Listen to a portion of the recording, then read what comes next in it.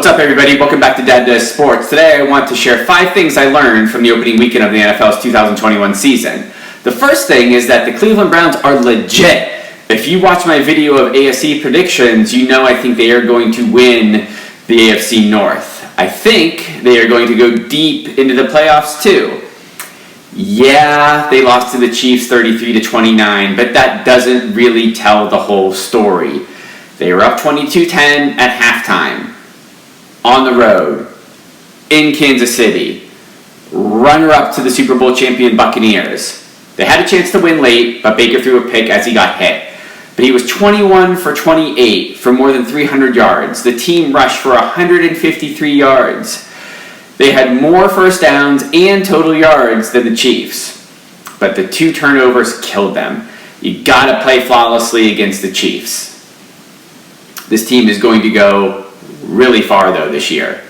Second thing I learned is that the Falcons are legitimately really bad. They lost 32-6 to the Eagles, who I think won't even have a winning record this year. They made Jalen Hurts look all world. He went 27 for 35, 264 yards and 3 TDs. And oh, by the way, rushed for another 62 yards. Matt Ryan, one of my top 10 QBs in the league, threw for 164 yards. This team still hasn't been right since halftime of the Super Bowl against the Patriots a few years ago. If Cordell Patterson leads your team in rushing, that is a severe problem. I mean, they had 260 total yards against the Philly team who won 4 games last year. It is going to be a long season in the ATL. Third, I learned Joe Burrow is just perfectly fine. Some doubted he'd be able to come back from his ACL injury and play this early. All he did was go 20 for 27, 261 yards, 2 TDs. And he audibled out of a run play on 4th down in overtime to hit his tight end for a monster gain that set up the winning field goal. Now, he did look a little tentative at times and seemed to take a couple of sacks that he would have tried to avoid last year, but I think he will get more confident as the year goes by.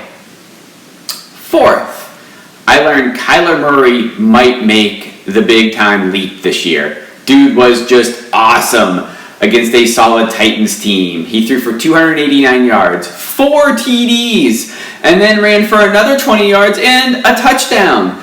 The thing that was even more impressive, if you watch the highlights, or the game for that matter, is that he looked to pass first and then run. He made multiple reads and even used his legs to buy time and then find open receivers. If we keep seeing this style of play from him this year, he ends the year as a surefire top 7 or 8 quarterback in the league. Fifth thing, Dak Prescott is absolutely a top 10 quarterback right now.